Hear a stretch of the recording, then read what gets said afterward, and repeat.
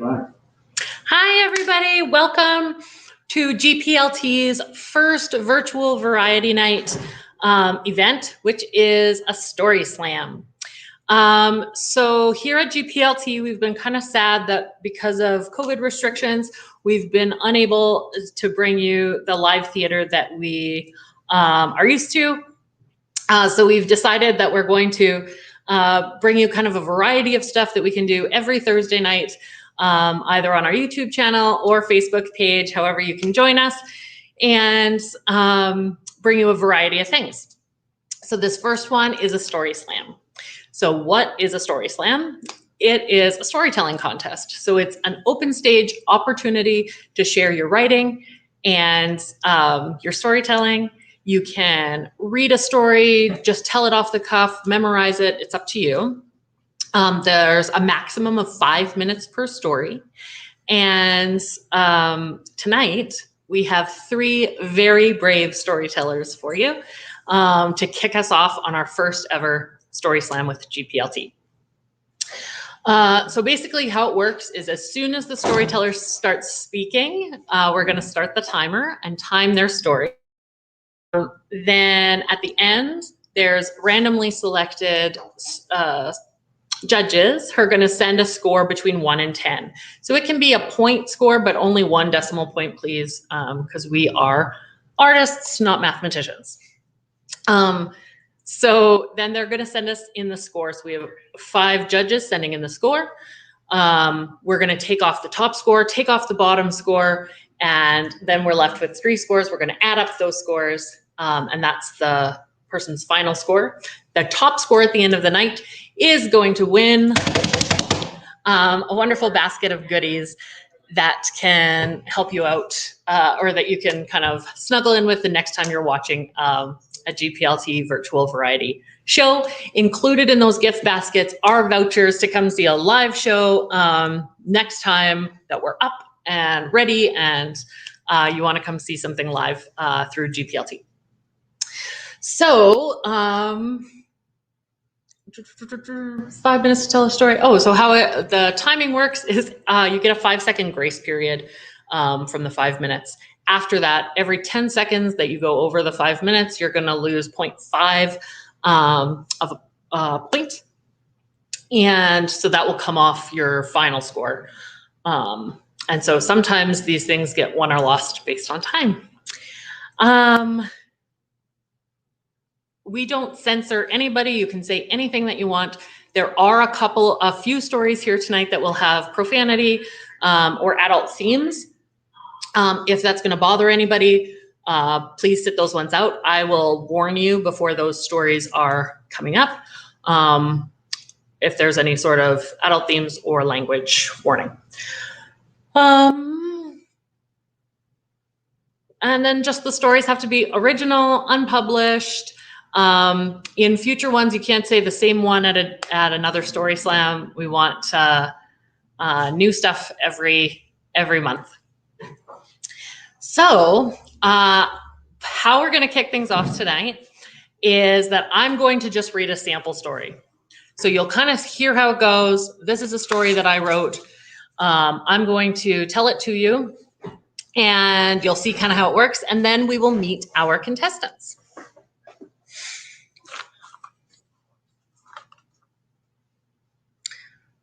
So the first thing that you're going to see when once we announce somebody to start their story is their name is just going to come up on the screen. That's going to give them a couple of minutes to just sort of breathe in the moment before they start.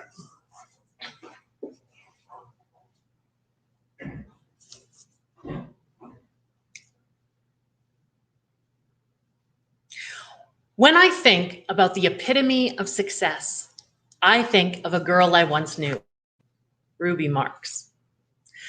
More specifically, I imagine the moment when she stretched out on her belly on the floor in her bedroom with a threadbare mustard yellow t-shirt and a green magic marker. Earlier that day, Ruby had fallen bored and had decided to look up the etymology of April Fool's Day. As it turns out, the origin of the tricky tradition was not of much interest, but her research In her research, something did manage to catch Ruby's eye. One of the earliest April Fool's jokes on record was known as washing the lions. Tickets were printed and presumably sold for this event, but of course it was all a hoax. This amused Ruby Marks, and it sparkled around her brain for a while, waking up her creative muscles. There are many accounts of this ruse. Some have the event taking place in a palace moat. Ruby wondered what sort of person was duped, and why were they eager to attend in the first place? She assumed that the ticket buyers went in hopes of seeing the lion take his revenge on the washer, but she couldn't be sure. She also envisioned a daredevil scenario where the ticket holder might be called upon to wash the lion himself, a medieval equivalent of swimming with a great white. In any case, it gave Ruby a delicious idea. She grabbed a mustard yellow t-shirt, a pine-scented magic marker, and started a band. Ruby wanted to see if she could get a buzz going about a band that didn't actually exist. She started with t-shirts. The first one, in mustard yellow, had the band's name, Washing the Lions, in neatly drawn Baskerville old-faced letters. On the front was the title of their first album, Dude, I Don't Even Know You. When the shirt was finished, she took it down to the thrift store in town where the coolest kids spent their allowances and dropped it in the donation bin. Throughout the next month, Ruby made about 30 more shirts and donated them to various secondhand shops. Then, when she finally saw someone wearing one of her shirts, she shifted into phase 2. She wrote online reviews of their first 3 albums. She uploaded their music in several places that were all experiencing technical difficulties. She wrote biographies for each member of the band. Ruby called in to all request radio stations, pleading them to play one of their lesser-known songs. She created a slew of social media profiles for people singing their praises and posting statuses bemoaning that Washing the Lions was almost never on the radio. She made those little plastic inserts they have in record stores with the artist's name on it so that everyone would think that the store usually carried their music, but it's sold out. The momentum really picked up. Ruby started finding stuff about them online that she hadn't written. One girl tweeted, "Stoked other people are finally listening to Washing the Lions. #. Ruby appointed herself as the band's manager, and she started getting email requests from small club owners hoping to book them. It was hard to keep up with the frenzy. A lot of people would have cracked under the pressure. Someone else may have stopped the charade while they were ahead and come clean before they got into any real trouble. Ruby Marks booked a fucking show. Naturally, the band had to cancel their first gig. Ruby had the contract drawn up so that she would still be paid. So the venue was pissed, the fans were disappointed, but as it turns out, this only made Washing the Lions more sought after. In no time, not showing up to their own concerts kind of became their thing. Somehow they still got booked, and somehow the contracts stipulating that a cancellation would not constitute a forfeit of salary kept getting signed. Venues implemented a no returns policy upon the sale of the tickets, and the shows kept selling out. Having a ticket to a Washing the Lions concert became the new status symbol. Instead of bragging to your friends the next day insisting the lead singer was looking right at me, people in the Washing the Lions world would trade stories of the morons next to him who actually believed the band was going to show up. Ruby was raking in the cash, and she was a smart girl. She knew that she was nearing a threshold. This kind of success would not last much longer, and she was sort of looking down the barrel of fraud charges and lawsuits.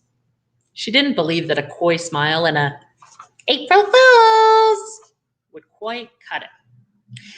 She was walking around her neighborhood trying to plan her next move, and she started to hear music coming from a basement window.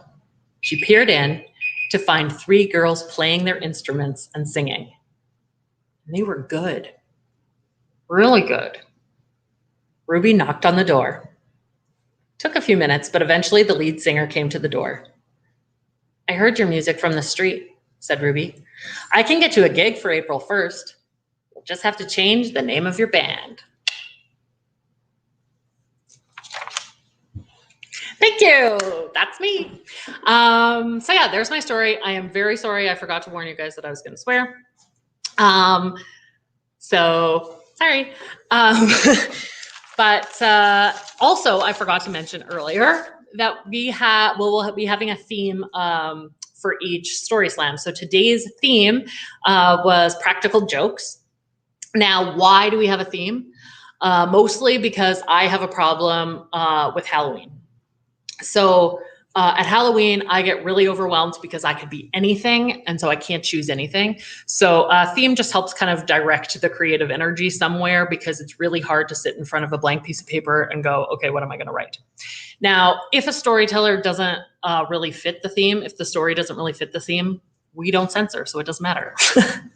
If somebody really has a story that they tell and it doesn't really fit the theme, who cares? You can either wait until when it fits better and write a different story to the theme, or just tell that one. It's great. Okay, so I'm really excited to introduce you to our first contestant of the evening. We are going to do this in a very fair way and pull out of this Canada hat. So David is going to pull the first name. And our first contestant tonight is going to be Karen Munjak.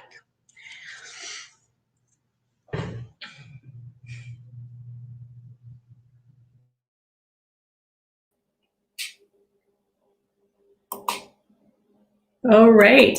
Okay, mine is a true story, and it's about a prank that I pulled on my boss. So we're going to call him Harry.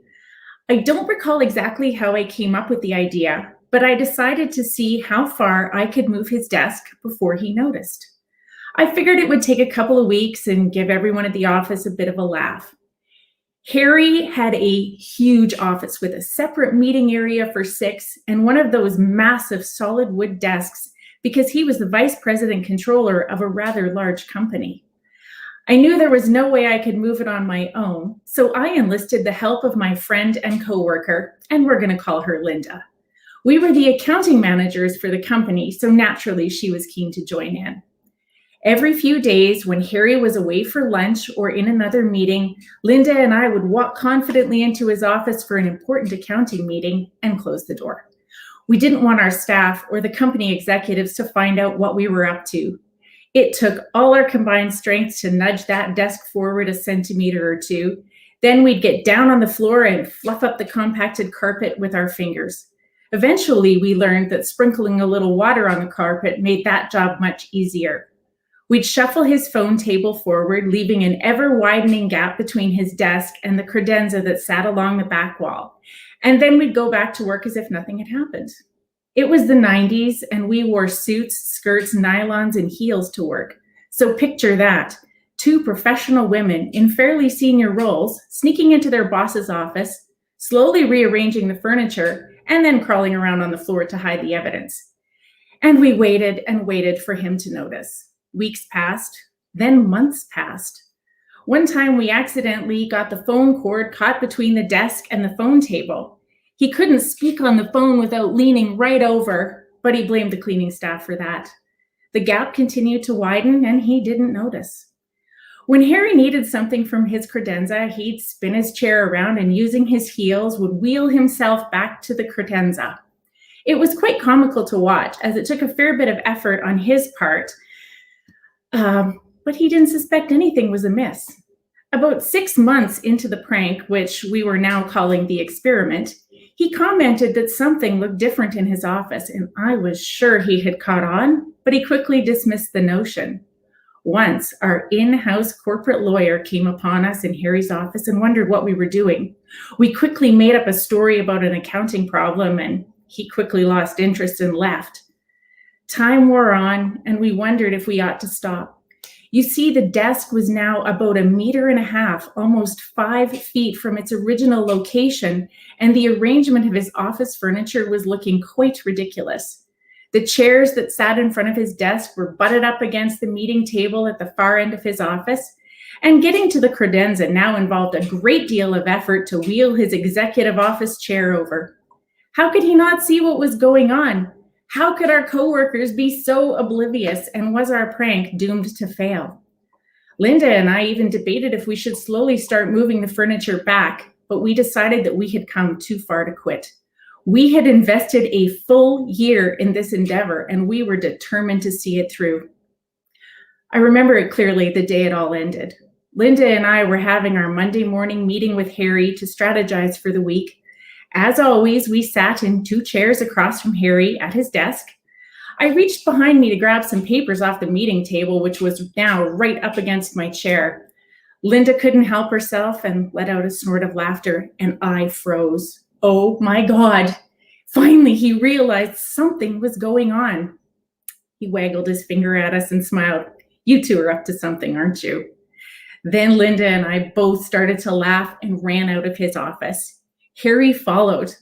I composed myself and I confessed the whole thing. Harry alternated between marveling at our year-long dedication to the experiment and laughing at the whole idea of his senior managers slowly rearranging his office furniture without him suspecting a thing. With Harry's help, Linda and I dragged that desk all the way back to its original position. We put the phone desk in its proper spot and made sure the cord wasn't caught. Then we fluffed up the compacted carpet. The small changes Linda and I had made over the past year had flown completely under the radar. Not a single person realized anything was happening, but that day, everyone in the office noticed and commented on Harry's new furniture arrangement, and every person had a good laugh over it, just as we hoped. Thank you.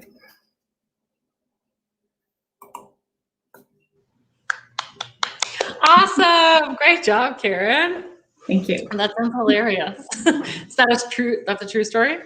That is really true. We did that. Yeah. Was there any sort of period at the end of like after that where everyone was really paranoid that somebody was getting away with some sort of prank?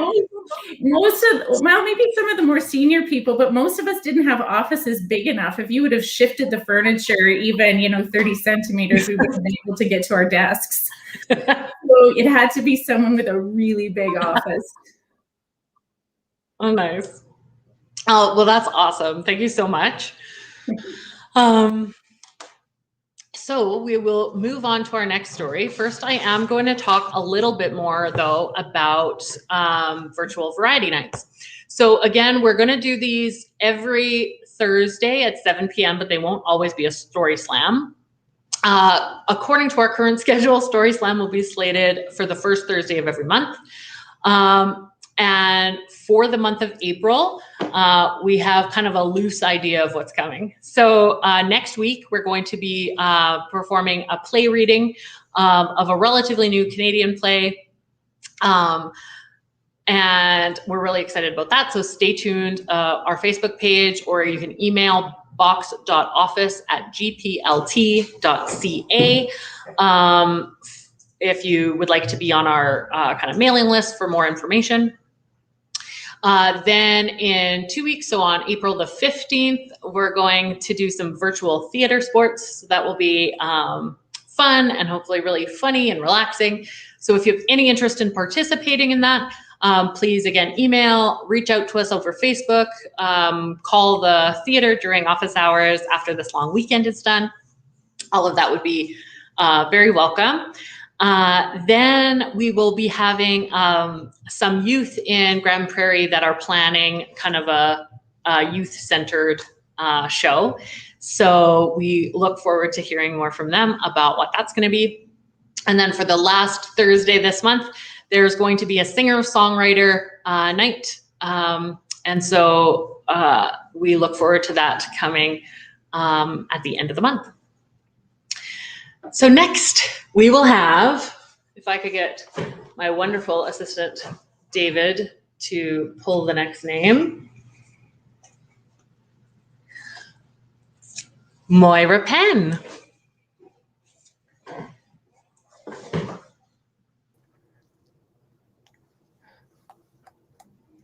Hi. So I'd like to take you back to what is now being referred to as the before times. Before we suddenly found ourselves shut off from most of the world, before a giant talking yam was in the White House, before Facebook and Twitter were a thing, but actually farther back, and we're going to go all the way back to the year 2000. And at the time I was living in Amsterdam, I'd moved there a few years prior from Bahrain, which is a tiny little island off the east coast of Saudi Arabia, in the hopes of finding myself. I'm fortunate to have the parents I do because they judge, but they're good with judging from afar. So moving to the Netherlands put that little bit of extra distance between my parents and I, and actually gave me a little bit of a void in which their judgment could be diluted. But I digress. You may or may not already know that drug culture in Amsterdam is fairly liberal. There are wonderful little coffee shops dotting the canal streets in which you can sample some of the finest green to ever touch your taste buds. There are equally as many shops in which you can purchase a lovely little bag of mushrooms from a list as long as your arm. It is one of these shops where the real story begins. It was a Saturday evening in the spring of 2000. I had worked 6 straight days at an Irish pub and was looking forward to kicking off my shoes and relaxing a bit with some pals. Not uncommon amongst this particular cohort, we decided we were going to take a little trip with the aid of some mystical fungi, zooming towards far-off places and enjoying the short disconnect that this kind of adventure provided. We grabbed mushrooms from our favorite local supplier, a few picnic blankets, and some bizarre books that were supposedly extra fun when you looked at them while super high. We gathered in a park not too far from my apartment, lay out the blankets, and proceeded to take the mushrooms while laughing and singing. I distinctly remember the sun setting over the roofs of the stereotypically tall Dutch homes and thinking there was nowhere else in the world I would rather be at that very moment in time. After what seemed like 10 minutes, I opened my eyes and I realized I was staring up at a very clear, starry night sky. I lay for a moment longer, lingering in the softness of the evening until I realized I was suddenly very thirsty. I sat up and found my bottle of water and began chugging. It was at this time that I realized I was completely alone in the park. "Hello?" I called out quietly. "Hello?" At this point, I was yelling. Nothing. Nice friends, huh? I quickly gathered the few things I had with me and made my way back to the flat. On the front door, I found a note in familiar scrawl that simply said, "We'll be at the pub." I knew exactly where they'd gone. In my angriest, most Trunchbull-like walk, I set forth to give them all hell. The majority of pubs in Amsterdam are owned and operated by people from other EU countries. No doubt they too went seeking themselves in a city and just wanted to put down roots. This one was no exception. It was owned by a crusty old English guy who had packed as many chairs and tables into a small space as he possibly could. Half the time you really were sitting on the lap of the person next to you, but in those days we weren't worried about physical distancing, and it nurtured a sense of camaraderie amongst the finding myself troops. I walked in and immediately spotted the group sitting toward the back of the pub. I made my way over and squeezed between 2 people without much trouble. I was just about to open my mouth to start unloading on these assholes when one of them suddenly said, Where's Moira?" Just, what? I looked around at the faces of these people who had recently abandoned me in a park, alone, at night. Someone else piped up, "Yeah, I wonder where Moira got to. I haven't seen her in a few hours." By this time, the group was abuzz with what passed very loosely as concern for my well-being and location. I said loudly, "I'm right here." I looked at my very closest female friend who was sitting a mere 2 feet across the table from me. She somehow managed to make it appear like she was looking right through me, and another chorus of "Where's Moira?" ensued. By this time, I was starting to think that maybe I was actually the one who was tripping out. Normally, my friends wouldn't just leave me in a park to sleep off mushrooms, so by that reasoning, had I died? Was I merely floating between 2 people in ghostly form? It was at this moment that I sensed a very small wave of mushroom high washing over me. Oh shit, I thought.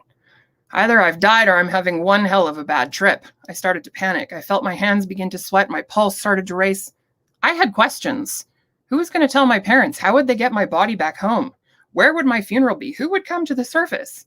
Oh, and also, these fuckers are not invited. As a recently deceased person, I was going to have to figure out how to scare up a Ouija board to contact my parents and give them the guest list for my end-of-life celebration. That would take forever, having to spell out each name 1 letter at a time, but I was absolutely certain these 5 people would not be attending my funeral. I put my head down on the table and tried to think of my favorite song.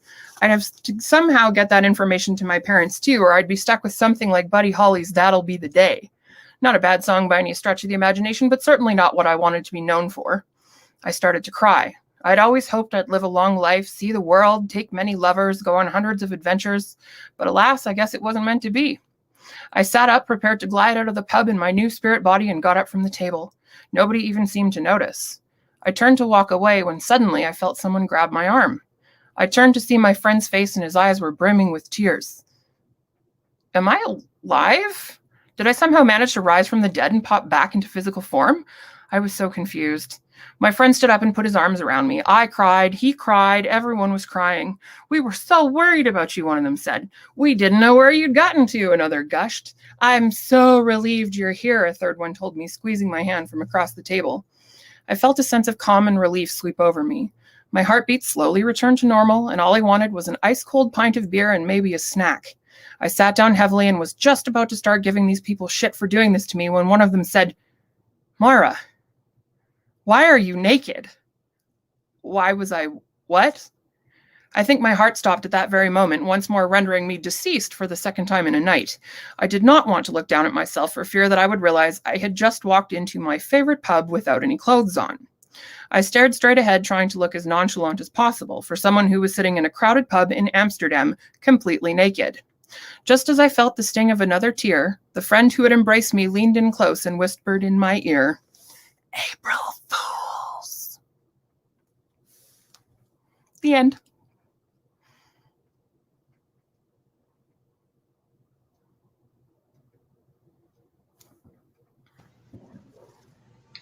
Awesome job, Laura. That's hilarious. Thank you. Yeah, thank you so much. That was hilarious. How long have you been telling stories for? Alyssa, you got me started in 2012. You introduced me to Story Slam in Edmonton, so I credit you with getting me into Story Slam. I always enjoy your stuff. Moira and I met quite a number of years ago in a college class on grammar. And it just I forgot about that. Even more exciting from there. Okay, excellent. So I also just wanted to give, thank you very much, Moira. Thank you. And I did also just want to give a huge thank you to our tech support for this evening. So Andrew McHewitt and David Banks are helping us out tonight, and they're doing a wonderful job. Thank you so much. If you are at all interested in being more involved, or being involved in virtual variety nights, either in one specifically or just helping us plan them. If you have an idea for something you think would work really well as a virtual variety night that you think we should try out, absolutely get in touch, Facebook page or email. So the GP or Grand Prairie Live Theater Facebook page, or our email at box.office@gplt.ca are the best ways to get a hold of us, or just call into the office during business hours. We would absolutely love to hear from you. This is the first year that I've been on the board of the GPLT, but I joined GPLT in 2015 when I moved to Grand Prairie. And the board, we're working really hard just to try and figure out this new COVID world and how we can get out our creative energy and mix it with your creative energy and bringing some stuff to do and stuff to watch and ways to connect as a community. So I happen to know who's the last one in here, but we're gonna still let David pull it out. And I also forgot to warn you guys about the adult content and profanity in Moira's story. I will not forget this time. So this next story is going to have some adult themes and some language. And it is Wade Fleming.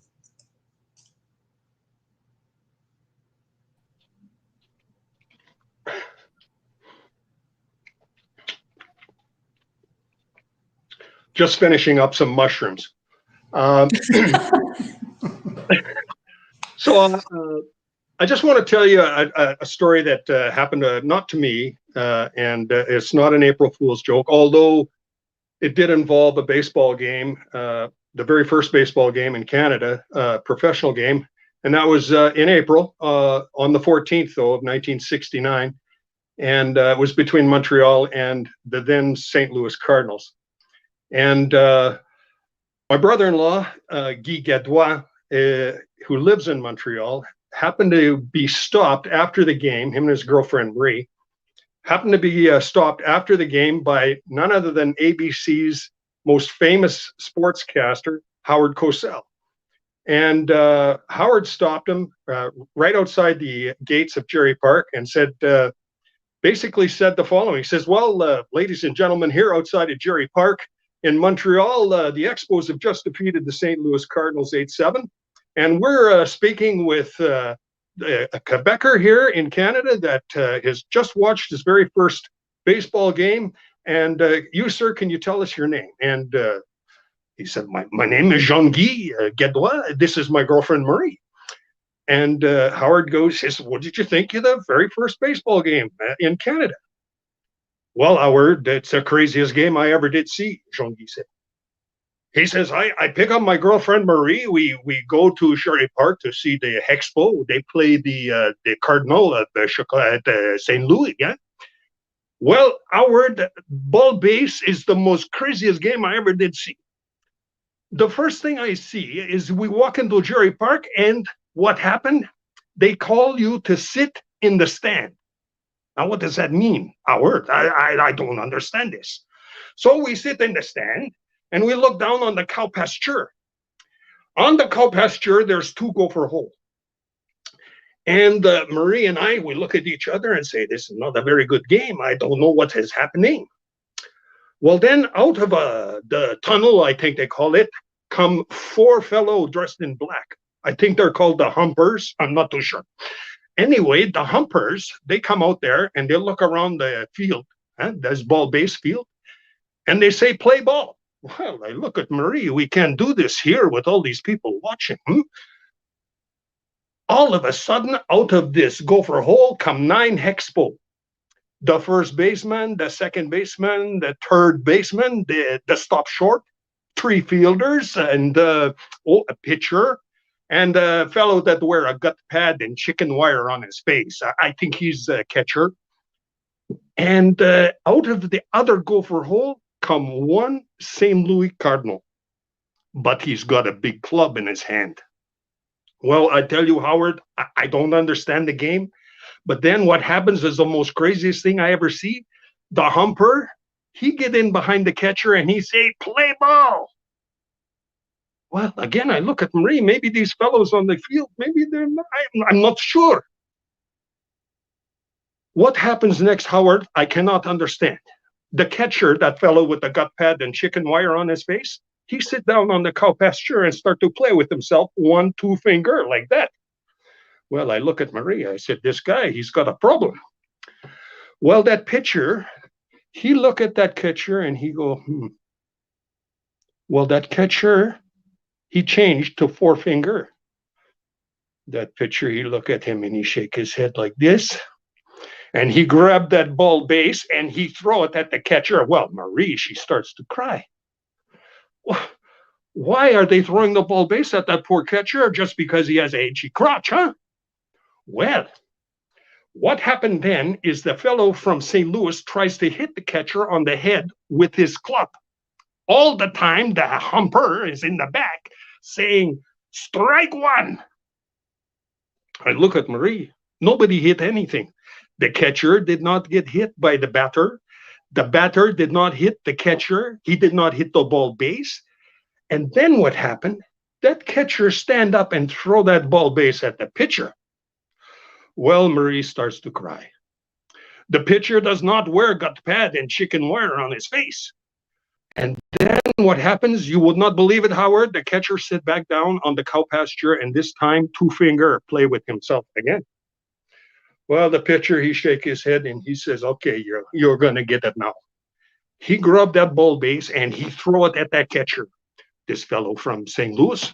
He sees that, and he, instead of hitting that catcher, he hits that ball base out over the stop short, over the left fielder's fence, and it hit Marie right where it hurts. Broke 3 of my fingers. And had it been a night game hour, that would have broken my nose for sure.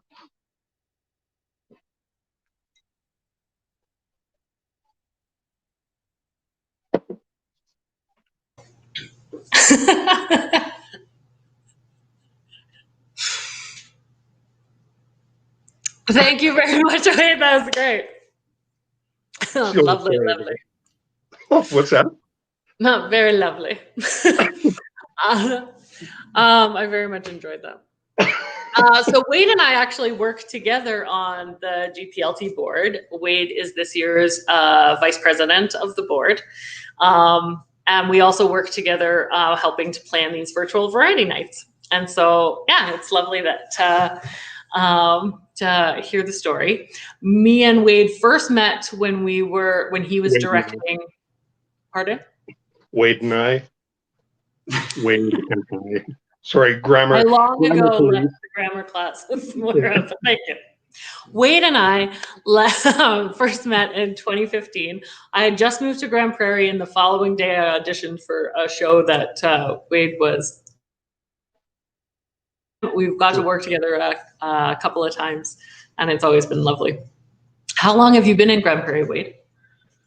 By some people's reckoning, too long. I'm pretty sure that we moved here in '95, which again is pretty long. Mm-hmm. And how long have you been working or doing stuff, volunteering with GPLT? Since '95. No, I've been doing theater long before that. I was with the theater in Saskatoon at Castle Theater, and Fiona Reed was there at that time. She was the matron of Castle Theater at the time. So yeah, it was going back a few years, but lots of fun. Did some stuff in BC and Europe and here and there. Awesome. Good stuff. Thank you so much. Thank you. David is just working on tabulating the scores.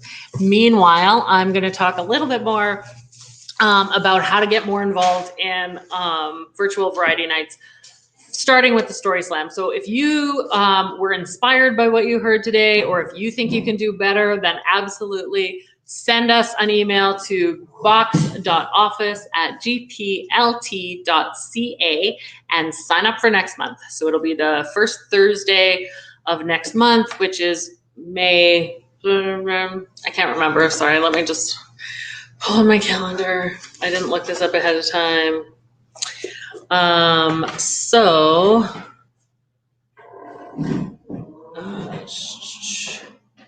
the 6th of May will be the next Story Slam. And so start writing. We will release the theme shortly. Probably not today, but within the week, we'll release the theme for the next Story Slam. And then next week, same time, 7 o'clock, wherever you're watching now is perfect. And there will be a play reading of a play written by Geordie Mand, who's a Toronto playwright, and it's called Bronte, A World Without, about the Bronte sisters, and that's going to be really fun. Just a chance to hear aloud what a play reading is like. If you're somebody in the theater and just like to hear plays, that's awesome. If you're somebody that has never even been to a play reading before, doesn't really know what that feels like to just hear the words without all of the visuals, please join us and see what it's like. If you're interested in participating in one of our future play readings, please send us an email if you would like in it. If you're working on a play, we're looking for new stuff, particularly by people from the community. So if you're working on a play, please send it our way. We would love to give you the opportunity to hear it out loud and to give our actors a chance to do some more readings. Yeah, and then on the 15th, we'll have theater sports. So if you like improv or you want to give it a try, if you like some of the theater sports that you've seen on TV before, like Whose Line Is It Anyway, that kind of more gaming type of improv, please, again, get in touch, sign up. If you don't know whether or not you'll like it, there's only really one way to find out. So just do it. Give it a shot. It's COVID. You can just blame that. And then again, later in the month, please check out what the youth are coming up with. I don't have a lot of information about that yet, but I'm really excited to figure out what the young people of Grand Prairie are interested in. And on the 29th, singer-songwriter night. If you're interested in participating, again, please send the email, give us a call, and we really look forward to hearing from you and getting you more and more involved. David, did anybody have a time penalty? Nobody had time penalties. Did I go over 5 minutes when I did my? Well, I gave everybody up to 6 minutes, so they were. Oh, he gave extra time. Yeah, he's being like nice and easy. So no time penalties this time. You guys are just being judged across the board. But anyway, we did tabulate the scores. And so again, we get 5 scores from randomly selected members, then take off the top score, take off the bottom score. That's the best we can do to kind of try and eliminate bias. And then we add together the 3 remaining scores. And so we have, sorry, I just have to do a little bit of addition.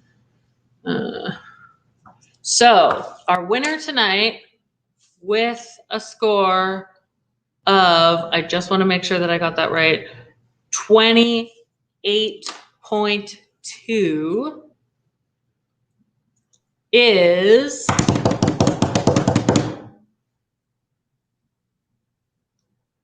Wade Fleming. Great job, Wade. It was a great story, very, very funny. So as a special treat for this first month, everybody's a winner. Everybody was really brave getting out here. The first one, when you hadn't seen it before, didn't know how it was going to work out. So these lovely baskets are for our runner-up ladies, Moira and Karen. And Wade will get the big old red bag. I already have one of those. I already have one of those. A big red bag. Adult content. Sorry. So they're filled just with treats for all of you, for you to enjoy when you are tuning in next week to watch the play reading or to watch theater sports or at the next Story Slam. All of it is stuff that will keep for the whole month. So if you just want to save it till the Story Slam, you're more than welcome. Although I hope that you all tell stories again, in which case, brush your teeth right before you go on or whatever you're going to do. So that you're not chewing in the middle of your story. Also included is some ticket vouchers so that once we get back up and running into the theater, you can come watch a show on us. And as a last treat, there were people that did register to get the link to view our